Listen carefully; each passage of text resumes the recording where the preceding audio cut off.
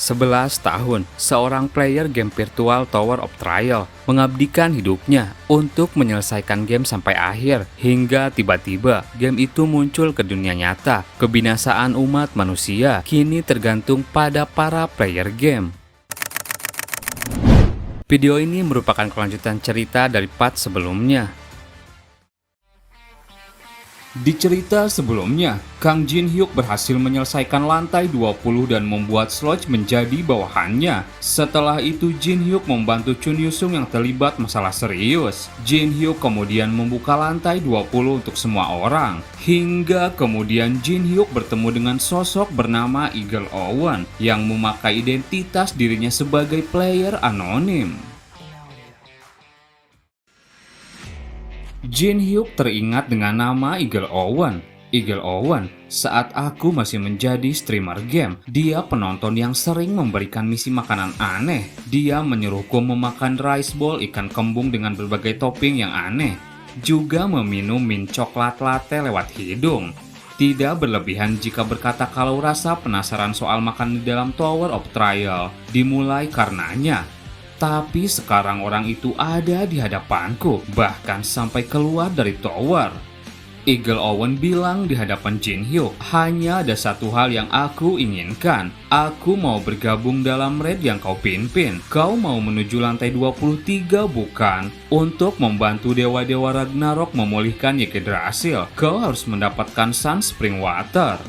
Jin Hyuk sedikit keringat dingin. Ia menjawab, jika aku menolak apa aku memang punya pilihan. Eagle Owen menjawab, jangan khawatir, aku tidak berniat untuk memaksamu, itu bukan caraku. Tapi satu hal yang harus kau ketahui, jika kau menolak tawaranku sekarang, kau akan kehilangan kesempatan untuk mengetahui rahasia Tower of Trial ini. Dan satu hal lagi, kau tidak bisa membawa rekan-rekanmu dalam raid kali ini. Repot jika yang lain sadar dengan keberadaanku. Tapi ada satu pengecualian, dan orang tersebut adalah Chun Yusung.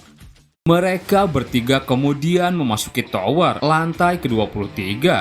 Terlihat suasana di sana, tebing berbatu pepohonan dan air mengalir. Jin Hyuk bersemangat, lewat sini, ayo petualangan kita dimulai. Baru saja beberapa langkah Yusung menarik Jin Hyuk. Ia bingung, Kang Jin Hyuk, apa yang terjadi di sini, jelaskan. Siapa orang itu dan kenapa dia menggunakan topeng? Jin Hyuk bisik-bisik menjawab, sekali ini saja bisakah mengikuti kami seakan-akan kita itu teman lama lagi? Nanti aku jelaskan semuanya. Dan hati-hati, kita masih tidak tahu apakah makhluk itu rekan atau bukan. Yusung menyadari sesuatu. Orang itu bahkan jika kita berdua bergabung, kita tidak punya kesempatan menang. Mereka terus menyusuri area. Yusung dalam hatinya berpikir, tidak pernah kukira akan mendengar hal seperti itu keluar dari mulut Kang Jin Hyuk. Dia bahkan memanggilnya makhluk. Apa itu berarti kalau orang itu bukan manusia? Eagle Owen mendekati Yusung yang berpikir. Yusung langsung canggung. Bukankah itu terlalu sedikit dekat? Eagle Owen bilang, maaf, kebiasaan lamaku muncul. Jin Hyuk kemudian melihat sesuatu. Kita sudah sampai. Yusung mendadak heran. Tunggu, bukankah tempat ini Valley of Eternity? Apa yang kau pikirkan bahwa kami kemari? Terlihat sebuah air terjun di sekitar reruntuhan. Jin Hyuk menjawab dengan santai, untuk mendapatkan Sun Spring Water, kita harus mendapatkan labiriki di sini. Yusung kaget mendengar itu. Labirin, seharusnya kau bilang agar kita bisa bersiap. Tempat ini tidak bisa mati. Kemudian dari dasar air tersebut sosok monster muncul, Armored Octopus 2. Jin Hyuk bilang, tempat di mana kau harus mengalahkan makhluk hidup yang tinggal di Valley of Eternity. Mereka langsung bersiap bertarung. Yusung masih kesal. Seharusnya kau memberitahu kami hal ini dari awal. Jin Hyuk menjawab, sebaiknya kau terbiasa dengan hal ini. Salah satu tentakelnya punya kuncinya, jadi cari sampai ketemu. Mereka berdua mulai bergerak. Eagle Owen duduk santai melihat mereka. Insting mereka memang bersinar di lapangan. Cerita berpindah di Katedral Hall of Fame. Alice sedang terlihat bersama si kembar Casey. Alice bilang, "Apa kau sudah siap?" Casey menjawab, "Tentu saja, menyenangkan saat aku mencoba sebelumnya."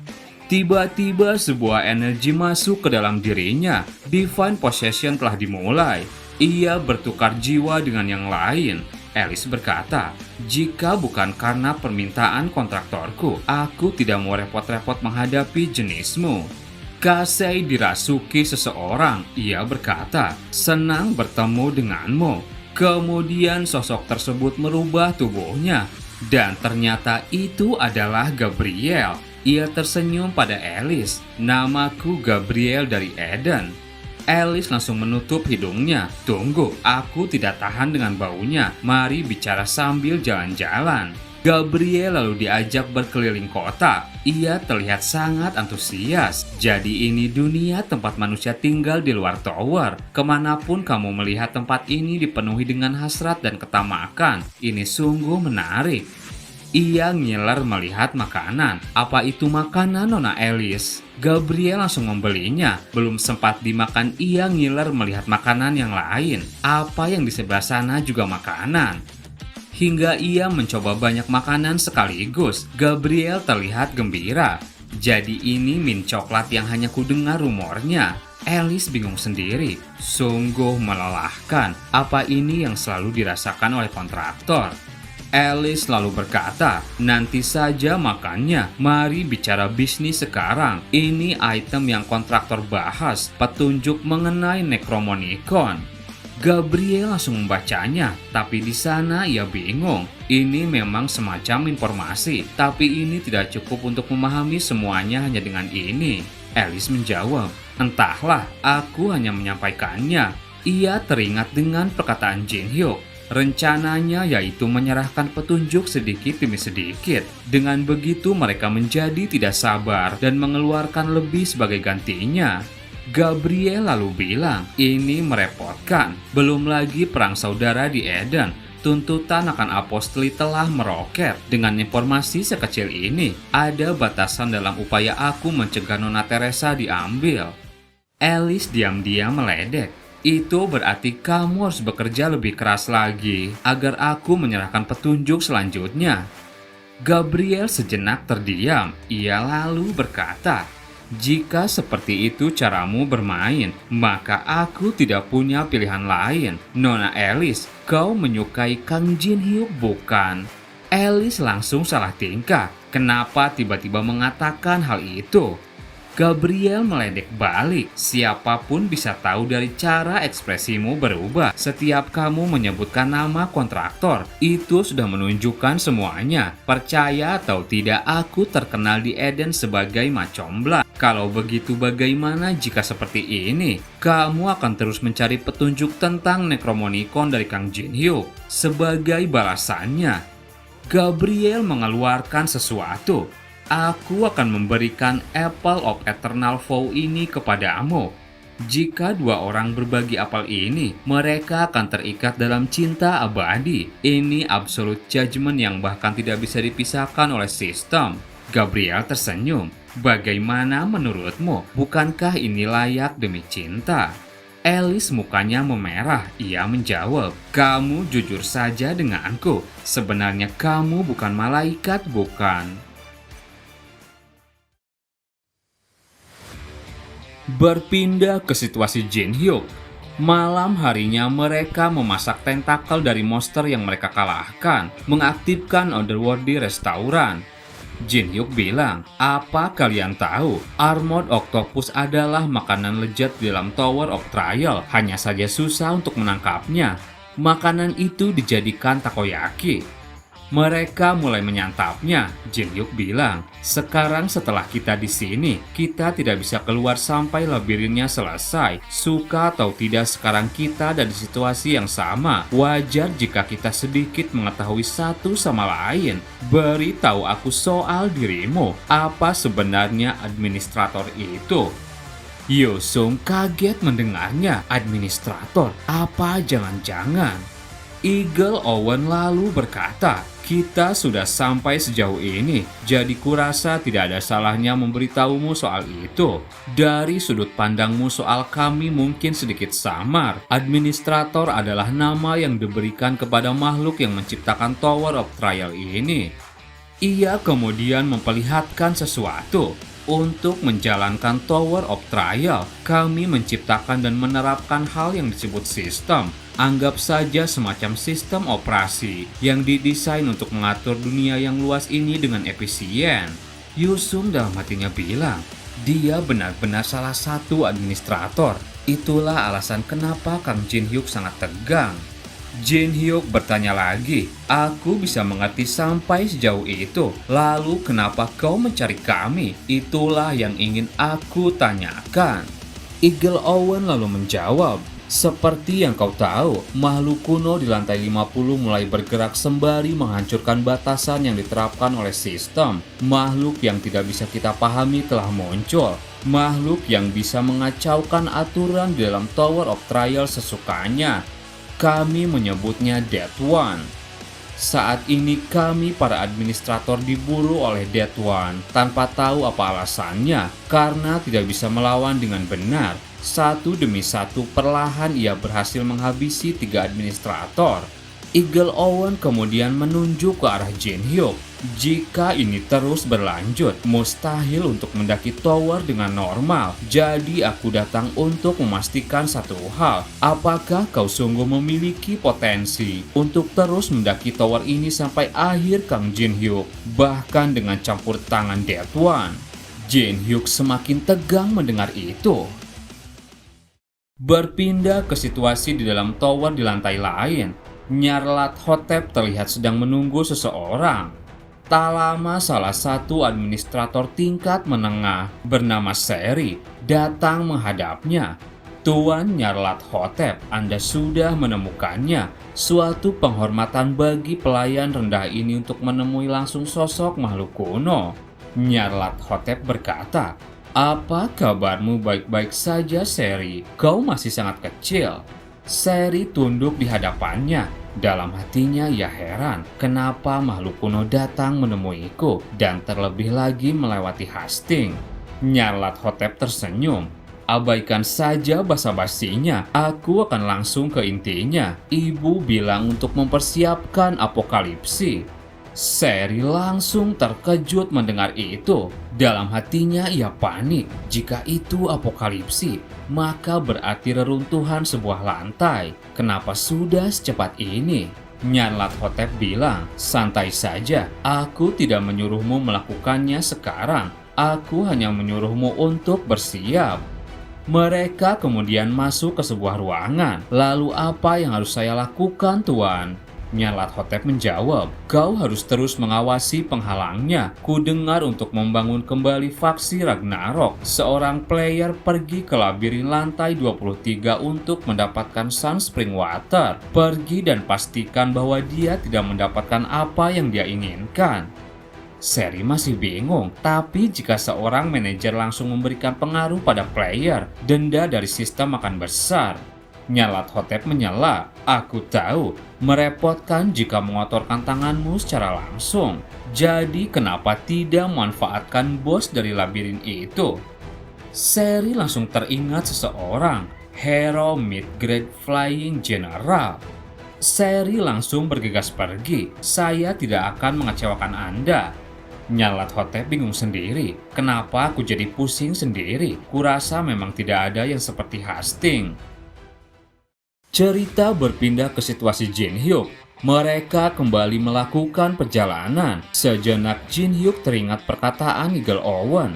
"Iawan dan para administrator lain telah bertaruh padamu. Kalau kau akan bertahan dari variabel-variabel itu dan menaklukkan akhir dari tower ini." Jin Hyuk keringat dingin. Benarkah? Ia balik menantang. "Kalau kau juga bertaruh, maka kau harus menekan sedikit lebih keras. Jangan hanya tes ombak dan omong kosong." Yusung yang juga mendengar perkataan itu berpikir, dasar Jin Hyuk bajingan gila membalas seperti itu pada administrator. Tapi kenapa para administrator khawatir soal menaklukkan puncak tower ini? Apa puncak tower lebih berarti dari sekedar mencegah kehancuran umat manusia? Ada terlalu banyak hal yang tidak aku ketahui. Di situasi seperti ini, apa yang harus aku lakukan? Bagaimana aku harus bertindak?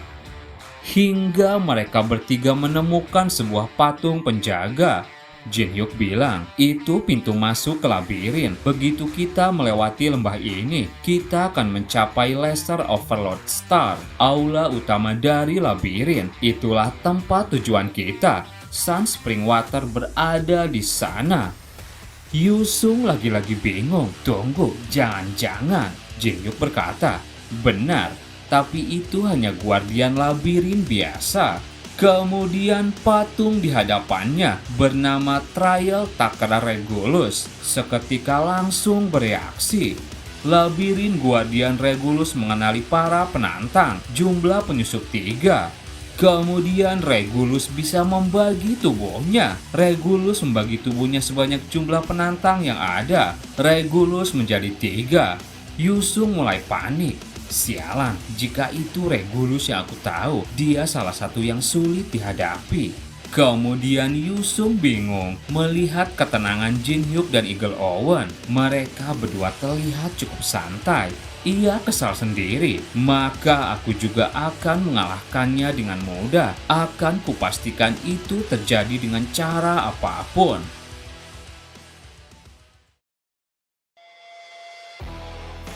Sementara itu di aula utama Sun Spring Water, labirin bos, Lubu Fengxian, terlihat ia sedang berendam di kolam Sun Spring Water. Kemudian ia menyadari kedatangan seseorang. Tuan Lubu, aku lihat kamu masih senang berendam di Sun Spring Water. Lubu heran. Apa yang membuatmu datang kemari, manajer menengah seri? Apa kamu mau ikut berendam? Airnya cukup menyegarkan. Seri menjawab, mana bisa aku berani berendam di Sun Spring Water. Itu adalah energi yang terkonsentrasi tinggi, yang digabungkan dengan kekuatan sebuah planet itu sendiri. Bahkan bagi manajer menengah sepertiku, sulit untuk berendam dalam waktu yang lama. Tiba-tiba Lubu heran dan berdiri. Ada hal menarik yang terjadi di sini. Apa kau mau melihatnya? Ada penantang lagi setelah sekian lama. Sungguh mengejutkan, para player sudah menemukan keberadaan tempat ini. Ia menyadari kedatangan Jin Hyuk. Seri lalu berkata, alasan aku datang untuk memperingatkanmu Tuan Lubu, yaitu karena mereka. Tepatnya kamu harus berhati-hati terhadap player yang bernama Kang Jin Hyuk. Mau itu bos lantai atau labirin, dia makhluk menyeramkan yang tidak pernah gagal menyelesaikan satu tantangan pun.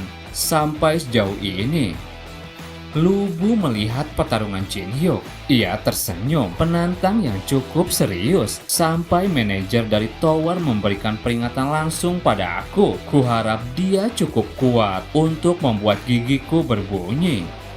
Seri bilang lagi, aku datang kemari karena khawatir dengan keselamatanmu, Tuan Lubu. Aku rasa sulit untuk dimengerti, tapi penjajahmu merupakan sosok yang kuat. Mendengar semua perkataan itu, Lubu tak ambil pusing. Ia kembali berendam. Bertemu dengan lawan yang kuat adalah berkat bagiku. Bukankah begitu, Diao Chan? Ia melihat sebuah lukisan seseorang di dekatnya. Terima kasih buat teman-teman yang udah nonton video ini sampai habis. Mohon maaf jika ada salah. Admin pamit dan sampai jumpa di video berikutnya.